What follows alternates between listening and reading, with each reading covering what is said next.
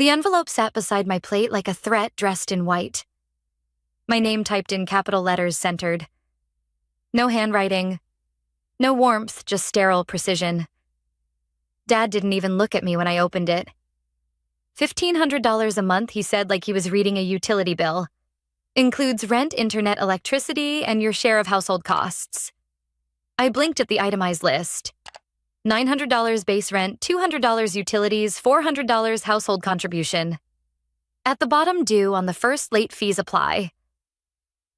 Next to me, Chloe twirled her pasta.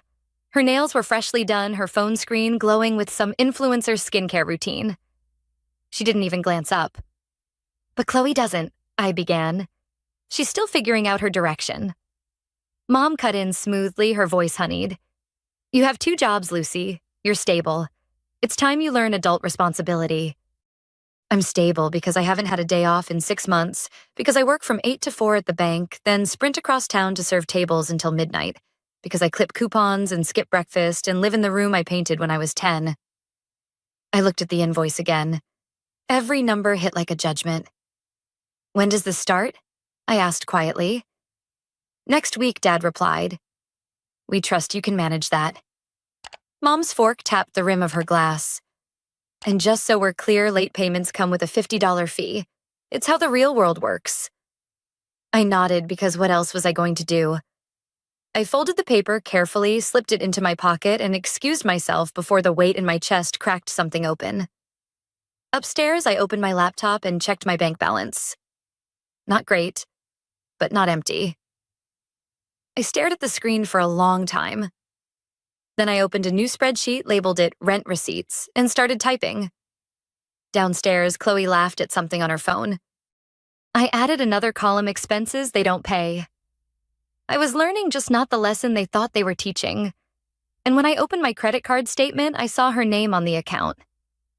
By the end of the week, I'd worked 5 bank shifts, 3 closing shifts at the restaurant, and eaten exactly 4 full meals. My wrists ached from carrying trays. My legs throbbed from standing too long, and my inbox was a mix of overdraft alerts and reminders about rent. When I came home Friday night, Chloe was draped across the living room couch wearing one of my old sweatshirts like it was hers.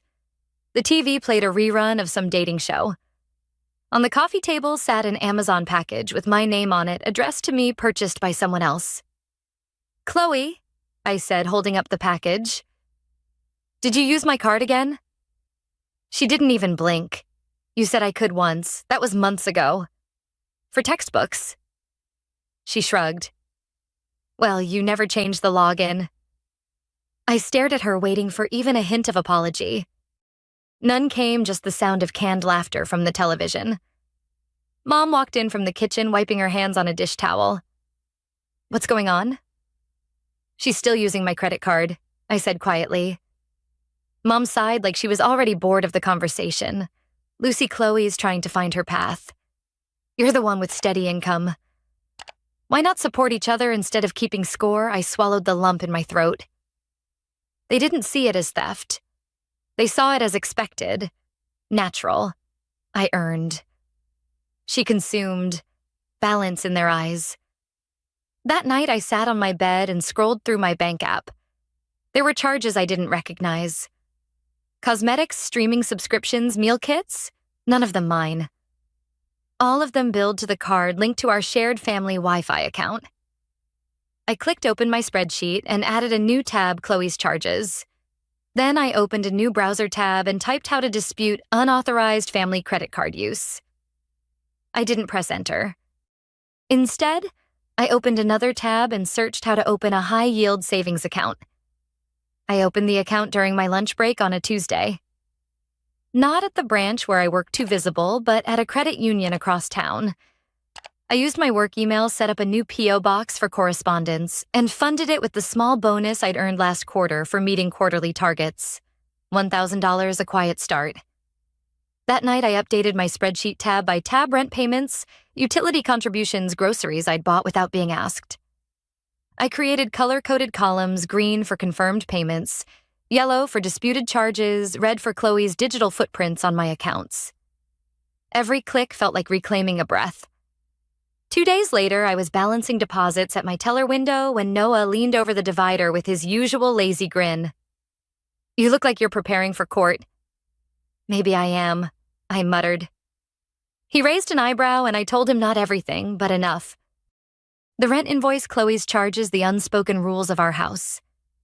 "Want to see something?" he asked, then pulled up a public mortgage registry on his screen. "Your parents refinanced last year.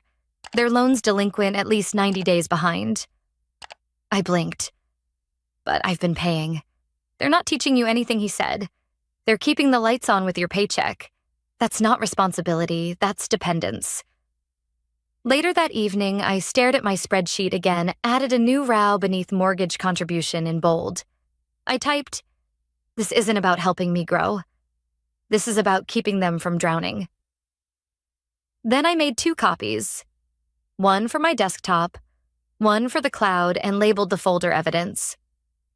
I closed the screen and lay back on my bed, trying to calculate how long it might take to save enough to leave. The number was too big, the hours too many. But I wasn't just working anymore. I was recording. And recording, I was learning, could be its own kind of resistance. It started with Noah sliding his phone across the break room table during a late lunch. "Look at this," he said. Foreclosed 3-bedroom decent neighborhood priced way under market because the owner's desperate to sell. I expected a fixer-upper, but the pictures showed hardwood floors, clean windows, even a small backyard. It wasn't glamorous, but it looked possible. "I can't afford a house," I said, though my voice faltered in its certainty. Noah shrugged. "Not today, but maybe not as far off as you think. You've been saving, right?" I nodded slowly, the number in my secret account climbing higher each week. Not enough for a dream home, but maybe enough for a foothold. That night, after my shift at the restaurant, I stayed up late reading everything I could find. How to buy a home through an LLC, ways to keep real estate purchases, private protecting personal identity and public records. By morning, I had a plan. Mrs. Carter, a longtime client from the bank, and a semi-retired real estate agent met me at a corner cafe. She'd always been kind, quietly observant, never nosy. When I told her what I needed, she didn't flinch. "We'll set up a shell LLC," she said. "You'll be the sole member, but your name won't be on the purchase paperwork, just Triumph Properties LLC." I smiled at the name. "Why Triumph, you picked it?" she said, smirking. "It was the first thing you wrote when I asked what this was really about. I didn't remember writing it, but I liked the way it sounded. Strong final." The paperwork moved fast. Noah helped me draft the financials. Mrs. Carter handled the filings, and by the following week, I had a folder labeled with the LLC's name and a checklist titled Operation Exit. Each night, I packed a few boxes, clothes, books, old sketch pads, anything I didn't want left behind. I kept them in the trunk of my car and drove them to a storage unit during lunch breaks. Nobody asked where my bookshelf went. Nobody noticed my closet thinning out. Chloe was too busy with her ring light and haul videos. And my parents, they just assumed I was tired. They weren't wrong, I was tired. But for the first time, it didn't feel like surrender. It felt like planning.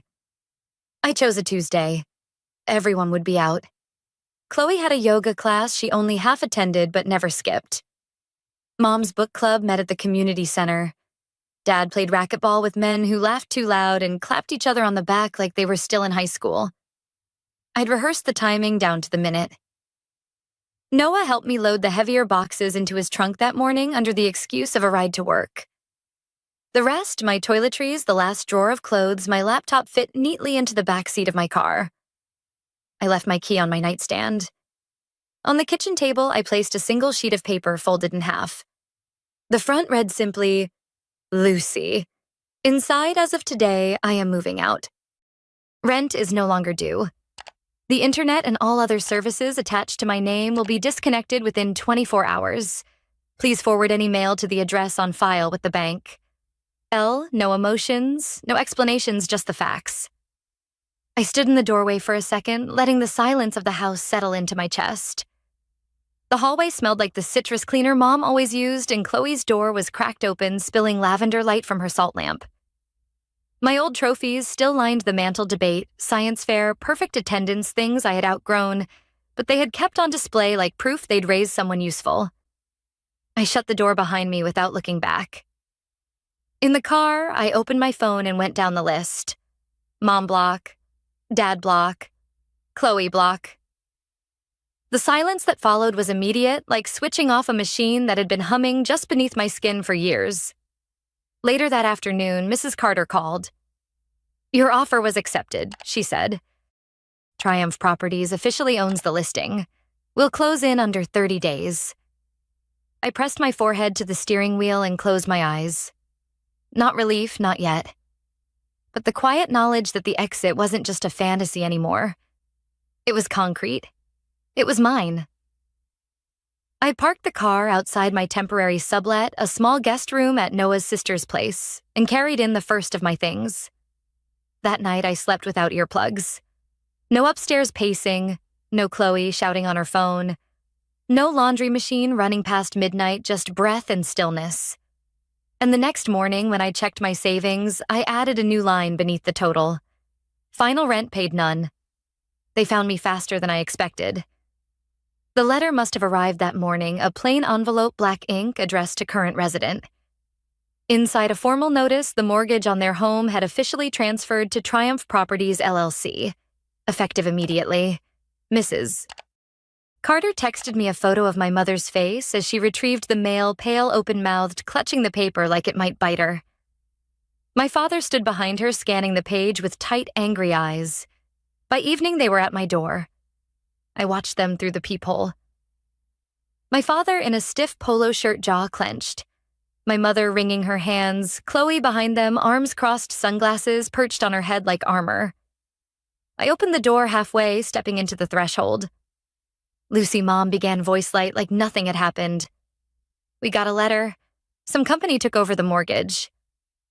We think there's been a mistake." "There hasn't," I said. Dad's brow furrowed. "You know anything about Triumph Properties?" "I do." I didn't say more. I didn't need to. Mom shifted, glancing nervously at Chloe. "Sweetheart, Chloe's going to need a place to stay while we figure this out. Just temporarily. You've always been so responsible." I nodded thoughtfully. "Garage couch. $1,500 a month. Late fees apply." Chloe's head snapped toward me. "Are you serious?" "Dead serious," I said. "You taught me well." Dad's face went red. "This isn't a game, Lucy. We're your family." I tilted my head. "So were you, when you handed me a typed invoice and called it love." Mom's voice cracked. "We didn't mean to. I know exactly what you meant to do," I said. "And I learned." I stepped back inside and closed the door, their voices muffled through the wood. No yelling, no pounding, just the hollow quiet of people who had finally run out of control. I stood still for a moment, then turned and walked to the small table where my laptop waited. The folder labeled mortgage documents was already open. I added a new file beneath it.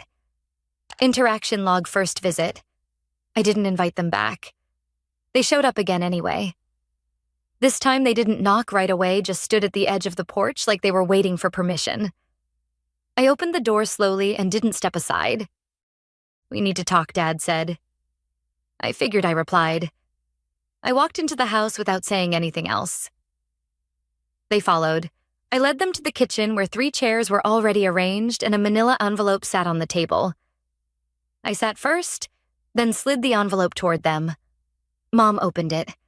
Inside were 2 years of records. Every rent payment, every late fee utility splits, grocery receipts, credit card charges under Chloe's name. It took them minutes to realize what they were looking at. "I kept every single document," I said. "Because you taught me to." Chloe sat stiffly, arms crossed, pretending not to read over Mom's shoulder. Dad stayed silent until he spotted the last page, the property deed. "What is this?" he asked, voice flat. "It's the deed to your house," I said. "Triumph Properties owns it now." His eyes scanned the page, then scanned it again. "This is real." "Yes, but how you gave me an education and I put it to use." He gripped the table. His shoulders slumped forward slowly like a man unraveling. "We were trying to make you stronger." "You made me silent," I said. "You made me tired, but I learned to document. I learned to survive, and I learned to win." Mom reached across the table, her fingers trembling. "Lucy, please." I stood. "The mortgage is under a legal entity. You'll receive a new payment schedule next week. If you want to negotiate, use the email listed on the letter you received." Dad's eyes didn't leave the deed. His hands were still shaking. I walked them to the door, opened it, and waited until all three stepped outside. Chloe said nothing. Before I shut the door, I handed Mom the envelope. "You'll need this," I said. "It's everything you taught me." The room I chose faced east, so it caught the morning sun in full. I painted the walls soft white and rolled out the rug I'd stored for years. The brushes came out of their packaging with the quiet reverence of something sacred. A blank canvas waited on the easel. I hadn't painted in over 2 years. It wasn't just time or exhaustion. It was how small I'd felt in that house, how little space I was allowed to take up. Art had become indulgent, unnecessary, forgotten. Now it felt like oxygen. I was laying out my palettes when the doorbell rang. I almost didn't answer. But I did. Mom stood there alone, holding something wrapped in tissue paper. "I won't stay long," she said, voice low. "I just found this." She unwrapped the frame and handed it to me. It was a photo from my senior year art show. Me standing in front of my painting, holding a blue ribbon, smiling like I believed it would matter forever. "You were so proud," she whispered. "We were wrong." I didn't say anything. I just looked at the photo, remembering the version of me who had existed before bank shifts and invoices, and learning how to survive in silence. "I thought maybe you'd want it back," she added. I nodded, took it from her hands, and placed it on the shelf in the art room without comment. She stood there a moment longer, then turned and walked back down the driveway. I didn't follow. Instead, I closed the door, walked to the easel, and picked up my brush. The canvas was still blank, but the light was good. I sent the rent notice on the 1st of the month. It was short, professional, and left no room for misunderstanding. Payment due to Triumph Properties, LLC market rate. Grace period 5 days. Late fees apply. It felt strange to hit send, not out of guilt, but from the clarity of it, the quiet finality. I wasn't waiting for them to do the right thing anymore. I was simply doing what they had trained me to do. 2 days later, Noah forwarded me an email from Chloe. She'd applied for a receptionist job at a local salon. She'd used me as a reference. I approved the request without comment. Emma came by that evening with takeout Thai extra spring rolls, and we spread everything out across my dining table. Noah showed up an hour later with cold sodas and a printout of the LLC's first quarterly report. "You're technically profitable," he said, raising a brow.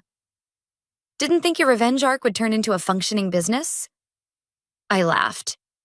Really laughed, and leaned back in my chair. "They taught me to collect receipts," I said. "I just took it a little further." Emma grinned. "Maybe too far." "Maybe not far enough," Noah added. We clinked glasses and toasted to bad beginnings with better endings. Later, when the dishes were cleared and the house had gone quiet, I opened the drawer of my filing cabinet and slid the rent notice copy into a folder marked sent. It was the first document I'd created without fear attached to it. The house was quiet. My account was stable. My brush sat clean beside a canvas half covered in deep orange and ash blue. Tomorrow I'd finish it. But tonight I simply let the silence be mine. The studio smelled like new beginnings. Fresh paint, unfinished wood, a hint of turpentine that reminded me of college. I stood in the center of the space, sunlight pouring in through tall windows, and let myself take it in. All of it. Mine. I'd signed the lease under Triumph Properties. The LLC had assets, now steady income from a mortgage they thought would break me. Instead, it built this.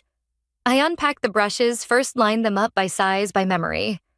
I hung the photo Mom gave me near the entrance, not for sentiment, but for witness a record of who I used to be before I became this version of myself. When I dipped the first brush into color, my hand didn't tremble. I painted through the afternoon broad strokes, no plan, just movement. The light shifted, the shadows stretched. My phone buzzed once from the counter, and I wiped my hands to check it. A message in the family group chat, unread since I left. Are you coming to dinner? We need to talk. Chloe's hours got cut. We're trying to catch up. Don't forget the mortgage is due. I stared at it for a moment, then typed, Rent is due on the 1st. Late fees apply. Then I blocked the thread. No more explanations. No more negotiations. Just quiet. I turned off the phone, placed it in the drawer beneath the canvas table, and stepped back to look at what I'd created. It wasn't finished. It didn't need to be. The silence in the studio wasn't empty. It was earned. And as I picked up the brush again, I knew this wasn't revenge. It was return.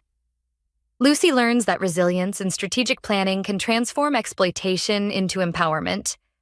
Burdened by her family's unfair financial demands, she meticulously documents their actions, uncovering their dependence on her income. By secretly saving and leveraging her knowledge, she purchases their home through an LLC, reversing the power dynamic. Her lesson is that enduring hardship silently can be a form of strength when paired with calculated resistance. Through record-keeping and decisive action, Lucy reclaims her autonomy, turning her family's lessons of responsibility into tools for independence, proving that survival can lead to triumph without revenge. The Henderson family reunion was being held at Lakeside Manor, the same venue we'd used for the past 15 years. Red and white checkered tablecloths covered picnic tables scattered across the manicured lawn, while a DJ played classic rock from a small stage near the lake. Children ran between the tables with balloons, and the smell of barbecue drifted from the catering station. I stood near the drink table, smoothing down my simple sundress and watching my relatives reconnect after another year apart. The same conversations were happening at every table: job updates, kids' achievements, vacation stories, and the subtle one-upmanship that characterized every Henderson gathering. Well, came a familiar voice behind me. Look who decided to show up. I turned to see my cousin Jessica approaching, her designer handbag prominently displayed and her smile as fake as her blonde highlights. Jessica had always appointed herself the unofficial social coordinator of our family events, which mostly involved deciding who belonged and who didn't. Hi Jessica. You look great. Thanks honey. I just got back from Milan. Marco and I had the most amazing time. She paused, looking me up and down with barely concealed disdain. That's a cute dress. Target. Actually yes. Good eye. Jessica's laugh was sharp. Oh Emma. Always so practical. She gestured toward the main group of family members who were gathered around the largest table, where my Aunt Patricia was showing photos of her latest cruise. I was just talking to everyone about who was coming this year.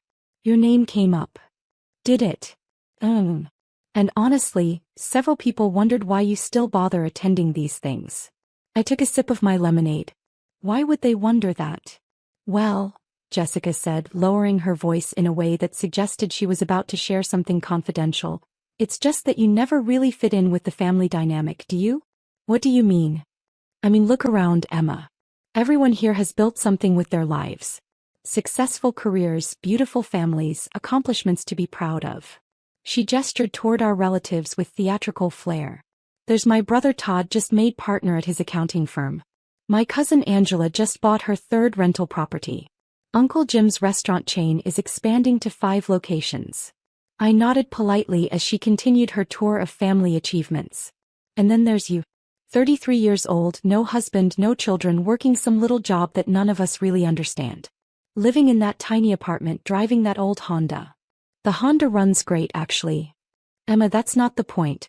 The point is that these reunions are about celebrating family success. About showing off what we've accomplished. And honestly, she paused for dramatic effect. What exactly have you accomplished? The question hung in the air between us. What do you even do for work? Something with computers, right? Some kind of technical support thing. Something like that. See, that's what I mean. You can't even explain your job in a way that makes sense to normal people. Jessica's voice was getting louder now, drawing attention from nearby family members. And don't get me started on your social life. Every year you show up alone. No boyfriend, no fiancé, no husband. At your age, Emma, that's just sad. I noticed that my Uncle Robert and Aunt Linda had turned their chairs to listen, along with several cousins I hadn't spoken to yet. Jessica, I said quietly, maybe we should. No, Emma. I think this needs to be said. You always sit by yourself at these things looking uncomfortable and out of place. And honestly, it makes everyone else uncomfortable too. More family members were gathering now, drawn by Jessica's rising voice and dramatic gestures. I mean, why do you even come? Nobody really talks to you. You don't participate in the conversations about careers or families or achievements.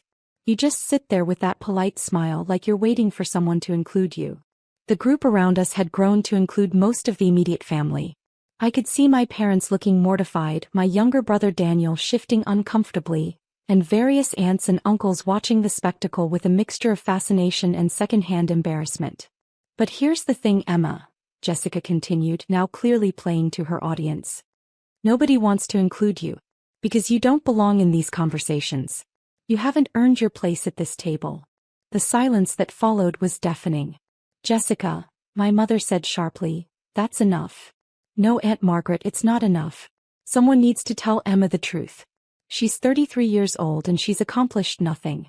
She has nothing to contribute to this family except awkwardness and pity. I felt my cheeks burn as every pair of eyes focused on me. So I'll ask again, Jessica said, crossing her arms with satisfaction. Why did you even come? Nobody wants you here. I looked around at my family, people I'd grown up with, people who'd known me my entire life, people who were now watching Jessica humiliate me without saying a word in my defense. I smiled and said nothing. Emma, Jessica prompted. Don't you have anything to say for yourself?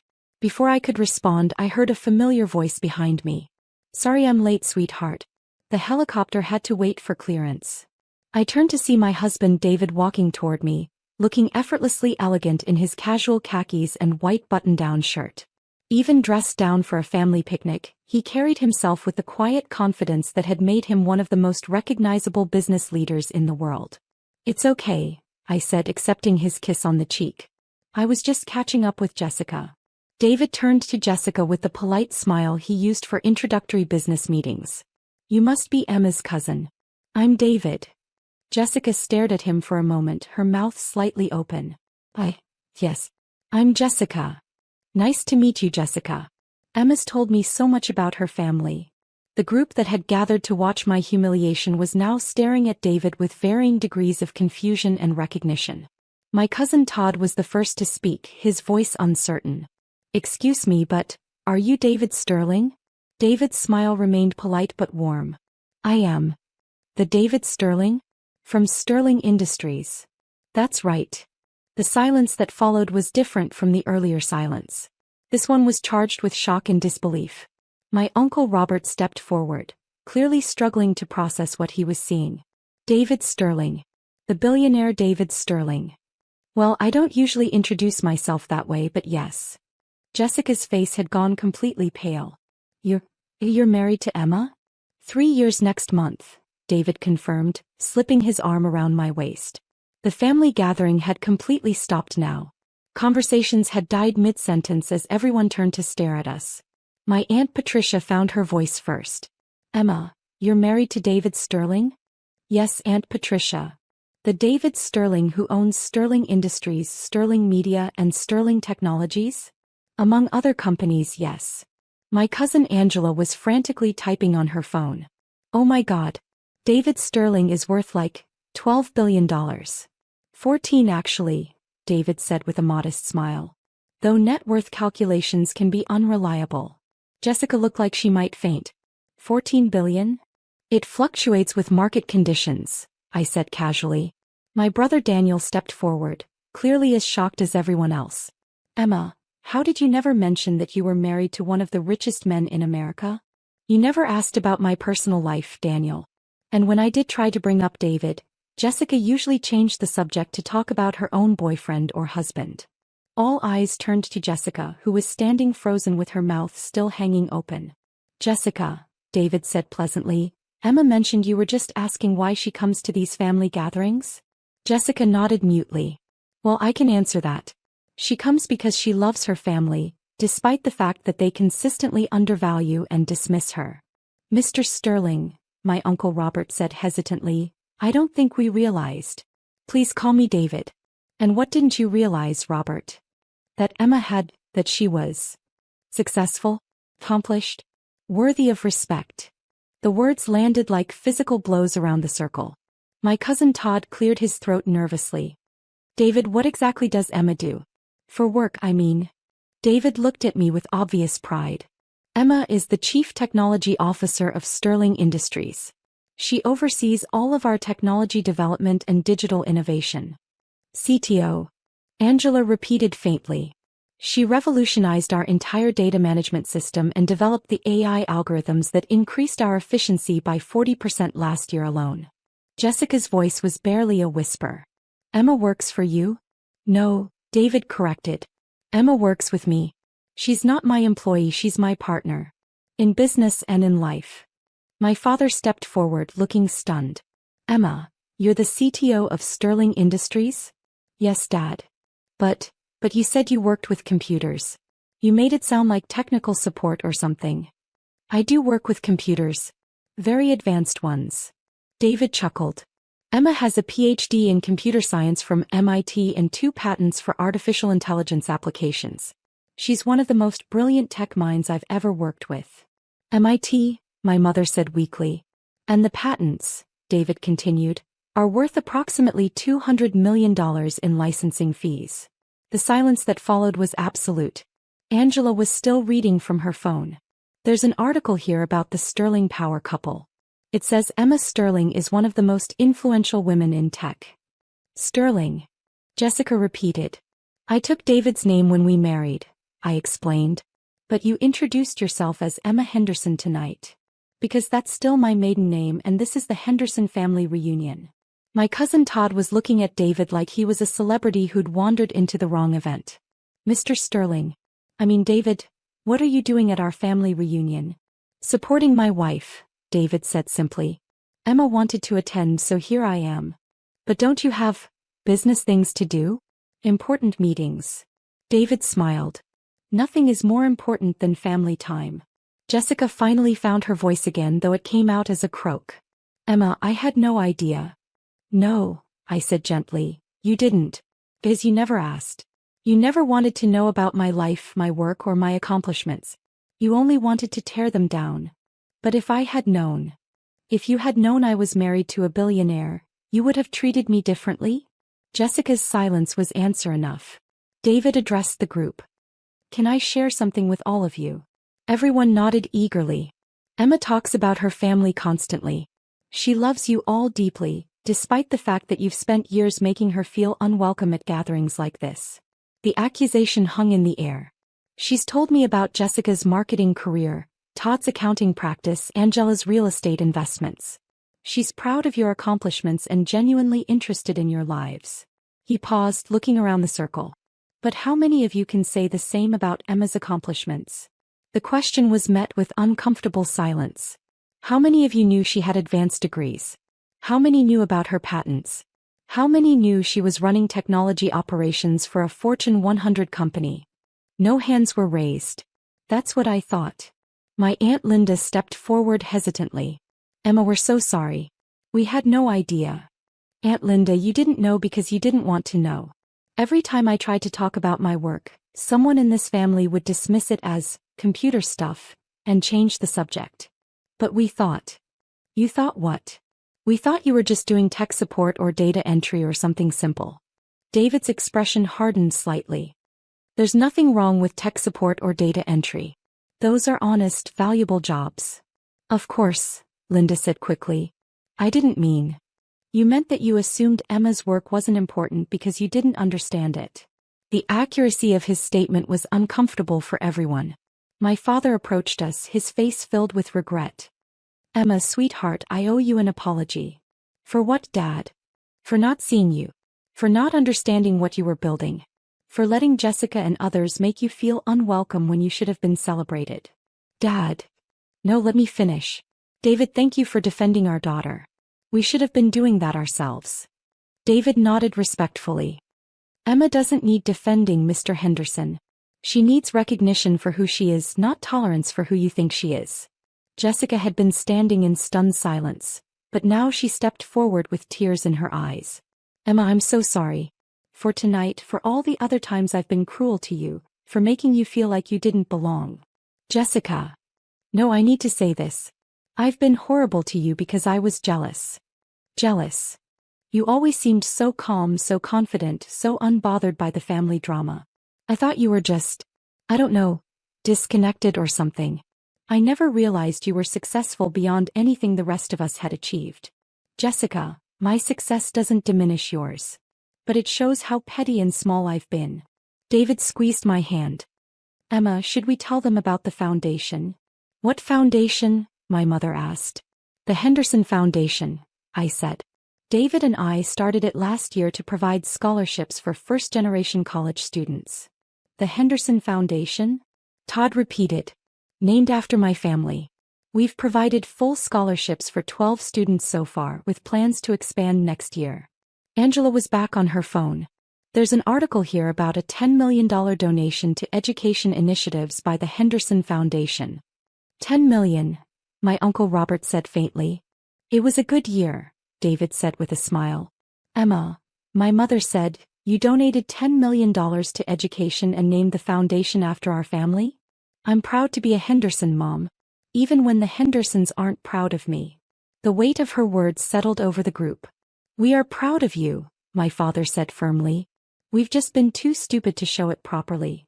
And too stubborn to listen when you tried to share your accomplishments with us, my brother Daniel added. David looked around the group. Emma wanted to keep our marriage and her role at Sterling quiet because she preferred to be known as Emma Henderson at family events. She wanted to be loved for who she is, not what she's married to. But we didn't even love her for who she is, Jessica said miserably. We treated her like an outsider. Yes, David said simply. You did. The honesty of his statement was brutal but necessary. So what happens now? My cousin Angela asked. Now, I said, we decide whether this family wants to build relationships based on truth and respect, or continue with the assumptions and dismissals that have defined our interactions for years. We want to build something better, my father said immediately. Do we? I asked. Because an hour ago Jessica was telling me I don't belong here. Are you only changing your mind because you found out I'm successful? The question forced an uncomfortable moment of self-reflection around the circle. Emma, Jessica said finally, you're right. I'm apologizing because I found out you're important, not because I realized I was wrong to treat you badly. The honesty was startling. But maybe, she continued, realizing that can be the beginning of learning to be a better person. And a better family member, Todd added. Emma, my mother said, would you be willing to give us another chance? To let us learn who you really are. I looked around at my family, people who had made me feel small and unwelcome for years, but who seemed genuinely committed to doing better. I'd like that, I said finally. Good, David said. Because Emma's been looking forward to this reunion for months. Even after everything? Jessica asked. Especially after everything. Because family is about more than shared success or social status. It's about showing up for each other even when it's difficult. As the afternoon continued, the conversation shifted to genuine questions about my work, my marriage, and my experiences. For the first time in years, I felt like a full member of the Henderson family rather than an uncomfortable outsider. Jessica's cruel question, why did you even come? Had been answered definitively. I came because I loved my family enough to keep trying, even when they made it clear I wasn't welcome. But more importantly, I came because I knew who I was, regardless of whether they recognized my worth. The billionaire they'd been shocked to meet was just my husband. The real revelation was that Emma Henderson had always been accomplished, intelligent, and valuable. They'd just never bothered to notice. And that recognition, I thought as David helped me serve cake to my relatives, was worth more than any amount of money. The Riverside Country Club's private dining room buzzed with conversation as 50 guests celebrated my father's 60th birthday. Crystal chandeliers cast warm light over tables adorned with white roses and gold accents, while a jazz quartet played softly in the corner. My cousin Jennifer had outdone herself with the planning, creating exactly the kind of elegant affair that our family prided itself on hosting.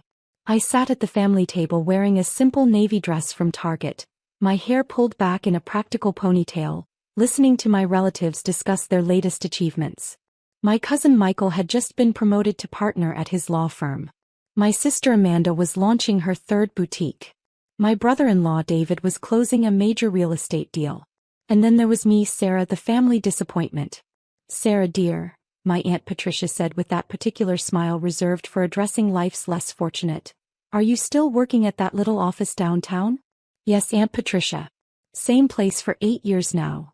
How wonderful that they've kept you on so long, she said, her tone suggesting this was both surprising and charitable of my employer. My Uncle Robert, fortified by his third glass of wine, decided this was the perfect moment for one of his famous pronouncements. You know, he said, standing up and tapping his fork against his crystal glass, I think we should take a moment to talk about family success. The table quieted as Uncle Robert commanded attention. He'd always enjoyed being the center of any gathering, and tonight was no exception. Look around this table, he continued, gesturing broadly.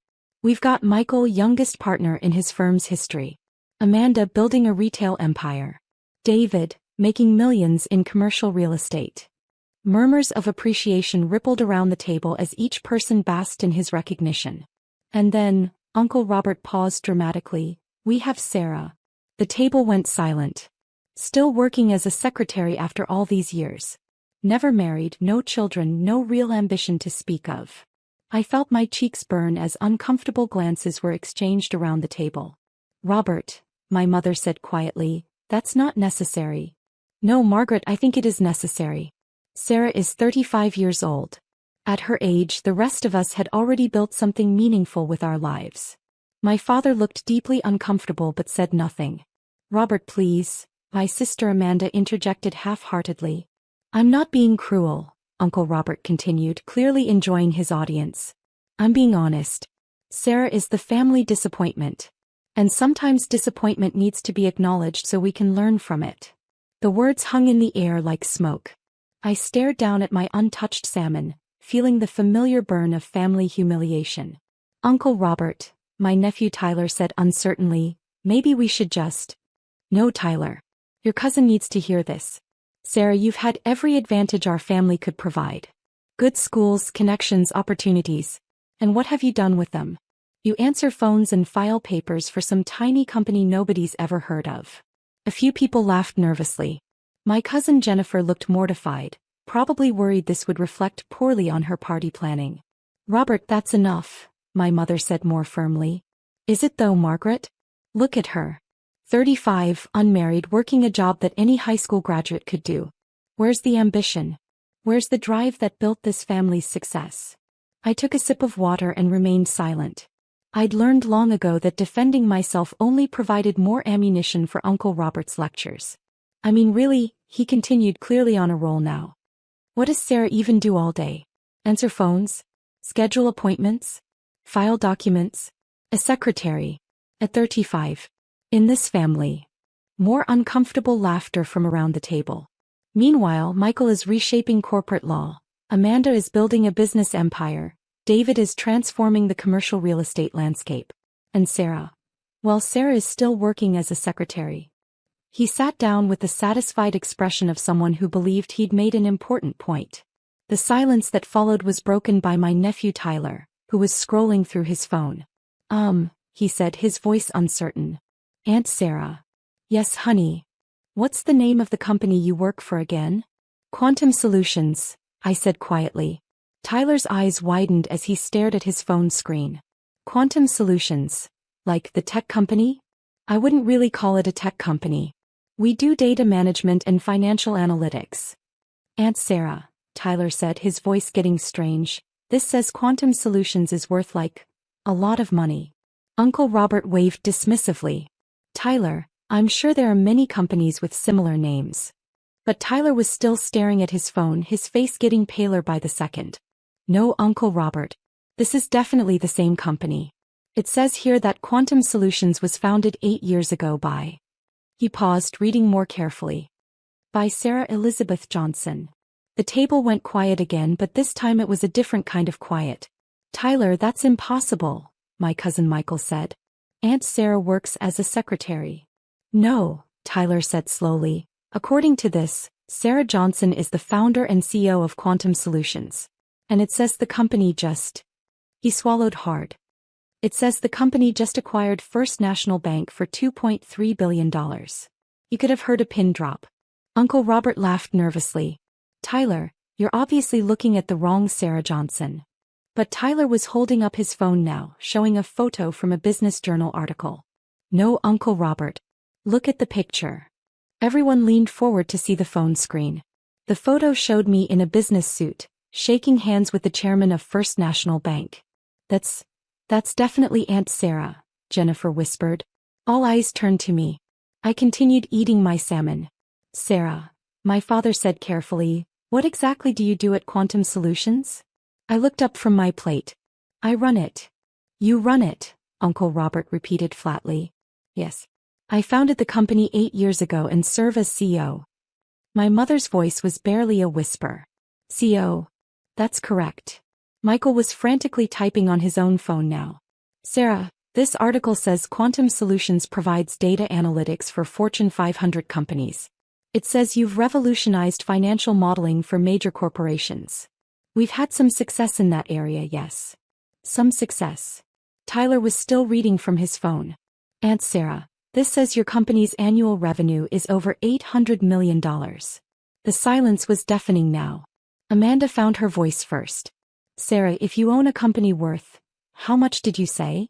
The acquisition announcement values the company at approximately $4 billion, I said calmly, taking another bite of salmon. $4 billion, my father repeated as if testing the words. That's just the valuation for acquisition purposes. The actual worth depends on various factors. Uncle Robert was staring at me like I'd grown a second head. Sarah, this is impossible. You work as a secretary. No, Uncle Robert. You assumed I work as a secretary because that's what you wanted to believe. But you said you worked at a small office downtown. Quantum Solutions has offices in a converted warehouse in the Arts District. It's not very large by tech company standards. Only about 200 employees. 200 employees, Jennifer breathed. Sarah, my mother said, why didn't you ever tell us? Tell you what? That you owned a company. That you were successful. That you were rich. I suggested. She nodded mutely. Because every time I tried to talk about my work, Uncle Robert would explain to everyone how I was wasting my life in a dead-end job. The accusation landed like a physical blow. I tried to tell you about the company launch 8 years ago, I continued. Uncle Robert said I was probably getting scammed by some internet pyramid scheme. Uncle Robert's face was rapidly approaching the color of his wine. When I mentioned we were expanding internationally, you told me I was getting too big for my britches. Sarah, I didn't know. You didn't want to know. It was easier to believe I was the family failure than to actually listen to what I was telling you. Tyler was still reading from his phone, clearly fascinated. Aunt Sarah, this article from last year says you're one of the top 50 most influential businesswomen in the country. That was a nice honor. And this one says you personally donated $20 million to education initiatives. Education is important. My father was staring at me like he'd never seen me before. Sarah, $20 million? It was a good year. We had a particularly successful product launch. Just then, the large television mounted in the corner of the dining room, which had been playing quietly in the background, caught everyone's attention as the evening news began. Good evening. Our top story tonight. Local tech company Quantum Solutions has acquired First National Bank in a deal worth $2.3 billion, making it one of the largest financial acquisitions in state history. The entire room went silent as the news anchor continued. Quantum Solutions, founded by Sarah Johnson 8 years ago, has grown from a small data analytics startup to a major player in financial technology. The acquisition of First National Bank will expand the company's reach into traditional banking services. The camera cut to footage of me at a press conference, speaking confidently to a room full of reporters. Johnson, who started the company in a converted warehouse with just 3 employees, says the acquisition represents the next phase of Quantum Solutions' growth strategy. The news segment showed my photo again, this time with a caption reading, Sarah Johnson CEO net worth, $4.2 billion. The silence that followed was absolute. Uncle Robert was the first to speak, his voice barely audible. $4.2 billion.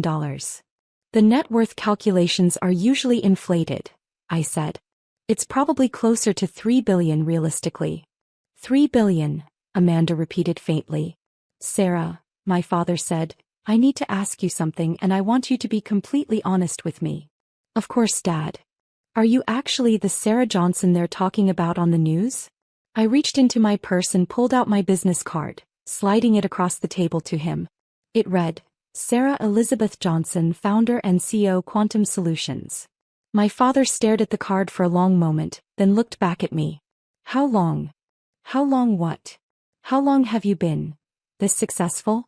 The company became profitable in year 2. We hit our first 100 million in revenue in year 4. The billion-dollar valuation happened about 18 months ago. And you never said anything. Dad, I tried to say things. Remember 3 years ago when I offered to help you restructure the family business's debt? His face went pale.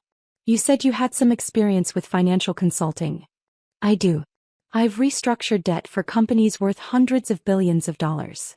But I thought you meant you'd taken some community college courses or something. No, Dad. I meant I run a company that specializes in financial analytics and corporate restructuring. Uncle Robert had been sitting in stunned silence, but now he found his voice. Sarah, I owe you an apology. For what? For everything I said tonight. For all the things I've said over the years. For calling you the family disappointment. I looked at him steadily. Uncle Robert, do you know what the real disappointment is? He shook his head. The real disappointment is that you've spent 8 years assuming the worst about me instead of actually paying attention to my life. Sarah, I had no idea. You had no idea because you never asked. You never listened. You just decided I was a failure and stuck with that story. The truth of it settled over the table like a heavy blanket. My cousin Michael cleared his throat. Sarah, can I ask you something? Sure. When you offered to help with my student loans 2 years ago, and I said I didn't need charity from someone barely making ends meet. You turned down an offer of help from someone who'd already paid off student loans for 12 other family friends. His face crumpled. Oh my God. It's okay, Michael. You didn't know. But I should have known. I should have asked questions instead of making assumptions. My sister Amanda was crying now. Sarah, last Christmas when I was stressed about the boutique's finances, and you suggested some cash flow strategies. I was trying to help prevent you from making some mistakes I'd seen other retail businesses make. And I told you that someone in your position couldn't possibly understand real business challenges. I remember. Sarah, I'm so sorry. Amanda, you're not sorry that you dismissed my advice. You're sorry that you found out I'm rich. The words hung in the air like an accusation. That's not true, she protested. Isn't it? If the news segment had said I was still working as a secretary, would anyone at this table be apologizing to me right now? The silence was answer enough. Tyler, who had been quietly scrolling through article after article on his phone, looked up with something approaching awe. Aunt Sarah, this article says you've been anonymously funding scholarships at my college. Education is important, I repeated. The Johnson Opportunity Scholarships. That's you, isn't it? I nodded. You've been paying for kids to go to college and nobody knew it was you. Some things don't need public recognition. My father's voice was thick with emotion when he finally spoke. Sarah, I need to ask for your forgiveness. For what, Dad? For not seeing you. For not understanding what you were building. For letting Robert and others diminish your accomplishments because I was too proud to admit I didn't understand your work. Dad. No, let me finish. You've built something extraordinary, something that helps people and creates value in the world. And instead of celebrating that, we've spent years treating you like you were somehow less than us. You treated me like what you thought I was. We treated you like what we wanted you to be. Small enough not to threaten our own sense of importance. The honesty of his words was startling. Sarah, my mother said quietly, can you ever forgive us? I looked around the table at my family, really looked at them. My father, realizing he'd underestimated his daughter for 8 years. My mother, processing the fact that her unsuccessful child was actually the most successful person in the room. Uncle Robert, confronting the reality that his family disappointment speech had been directed at a billionaire. There's nothing to forgive, I said finally. Yes, there is, Uncle Robert said firmly. Sarah, I've spent years belittling your achievements, dismissing your worth, treating you like you were somehow lesser than the rest of us. Uncle Robert, you treated me based on what you understood about my situation. No, I treated you based on what I assumed about your situation. I never bothered to actually understand anything. He was right and we both knew it. So what happens now? Jennifer asked. Now you know the truth, I said simply. And we decide whether that changes anything meaningful about our relationships. Tyler was still reading articles on his phone. Aunt Sarah, this interview from last month. You said your biggest regret was not spending more time with family. That's true. But we never made time for you. We never treated you like someone whose time was valuable. Tyler, you were always kind to me. Don't take responsibility for other people's choices. But as a family we messed up, didn't we? I considered the question carefully. As a family, you made assumptions that prevented you from seeing who I really was. My father reached across the table and took my hand. Sarah, would you be willing to start over with us? To give us a chance to know the real you. Dad, the real me has been here all along. You just weren't interested in her until you found out she was rich. That's not. I mean. He paused thinking. You're right. That's exactly what happened. But, he continued, I'd like to think we're capable of being better than that. I squeezed his hand. I'd like to think so too. What would that look like? Amanda asked. It would look like actually listening when I talk about my work. It would look like asking questions instead of making assumptions. It would look like treating me like a member of this family whose opinions and experiences have value. Even when we don't understand what you do? Especially when you don't understand what I do. Uncle Robert stood up slowly, his earlier bombast completely gone. Sarah, I owe everyone at this table an apology. Not just you. He turned to address the room. I've spent this entire evening lecturing everyone about family success and disappointment, when I clearly had no idea what I was talking about. I made assumptions about Sarah's life that were not only wrong but cruel. He looked directly at me. Sarah, you're not the family disappointment. I am. Because I failed to see, support and celebrate what you were accomplishing. Uncle Robert. No, let me say this. You built something extraordinary while dealing with a family that consistently undervalued you. That takes not just business skill but incredible personal strength. The sincerity in his voice was unmistakable. Thank you for saying that. Sarah, my mother said, would you be willing to tell us about your work? Really tell us this time. Are you sure? Might take a while. 8 years of building a company is a lot of ground to cover. We have time, my father said. All the time in the world. And for the first time in years I believed they actually wanted to listen. As the conversation shifted to genuine curiosity about my company, my innovations, my challenges and successes, I realized something had fundamentally changed. Not because they'd discovered I was wealthy, but because they'd been forced to confront their own assumptions and prejudices. The news segment had been a catalyst, but the real transformation was happening in the willingness to see each other clearly for the first time. Uncle Robert's family disappointment speech had backfired spectacularly, but in doing so, it had created an opportunity for us to build something better, a family dynamic based on respect rather than assumption, curiosity rather than judgment. And that, I thought as my father asked his first genuine question about my work, was worth more than any acquisition deal.